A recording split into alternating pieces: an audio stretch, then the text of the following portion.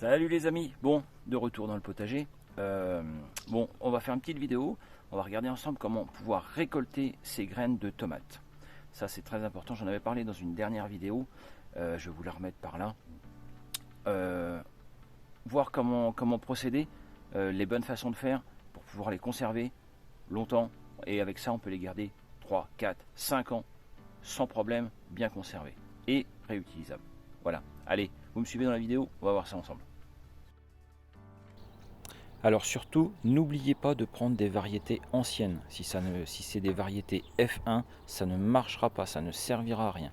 Donc vérifiez bien que vous avez bien pris des tomates de variété ancienne. Bon, alors la façon de faire est très simple. Vous les coupez, vous enlevez tout le petit jus qui tient les graines, vous les mettez dans une petite boîte, ça peut être un verre, un bol, n'importe quoi. Vous en ramassez le plus possible, ça vous fera un maximum de graines.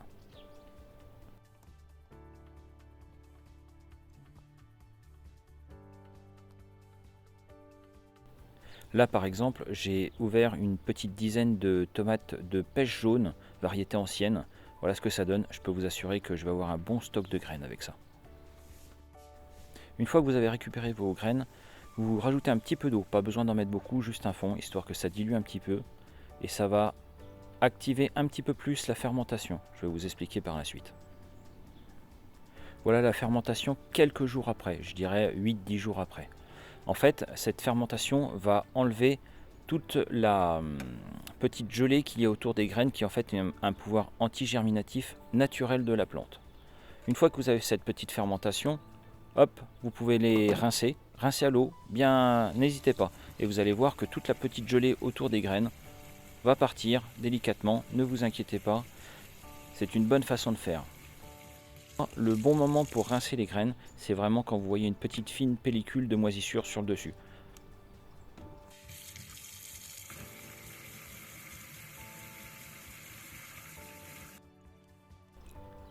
Une fois que vous les avez bien rincés, n'hésitez pas à bien les égoutter dans une petite passoire.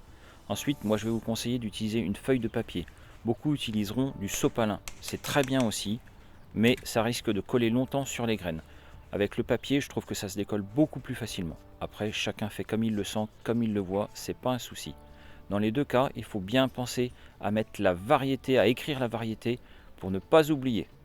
Voilà, quelques jours après, dans un endroit bien sec, les graines sont bien sèches, plus d'humidité du tout. Vous pouvez les conserver dans n'importe quel petit bocal, moi. N'oubliez pas surtout de mettre le nom des graines dans le bocal. Voilà les amis, en fait il n'y avait vraiment rien de très compliqué, il faut juste un peu comprendre le processus de germination des plantes de tomates. Après on s'adapte, alors surtout pensez à prendre des tomates très mûres, c'est très important. Et surtout ne faites pas l'erreur de vous tromper de tomates et d'en mélanger deux différentes, vous aurez des mauvaises surprises entre guillemets, mais ou peut-être de bonnes surprises, voilà. Méthode très simple à faire, n'hésitez pas, surtout garder les graines de variétés anciennes, ça c'est très important. Vous pourrez échanger avec d'autres jardiniers, connaître de nouvelles variétés comme ça, c'est super. Enfin moi je trouve que c'est super intéressant, vous allez découvrir de nouveaux goûts, de nouvelles couleurs. Vous allez pouvoir affiner vos goûts en termes de recherche de ce que vous appréciez dans la tomate. Il y en a qui vont apprécier des tomates très juteuses, d'autres moins. Voilà, comme ça vous allez pouvoir découvrir plein de variétés. Moi je trouve que c'est super, voilà. Donc c'est à faire au mois d'août en pleine récolte et surtout prenez les tomates très mûres. Voilà. Bon sur ce, j'espère que vous avez passé un bon moment dans cette vidéo, vous avez trouvé plein de bons conseils. Et puis mettez-les en pratique, n'hésitez pas. Et puis je vous dis à la prochaine vidéo. Allez, salut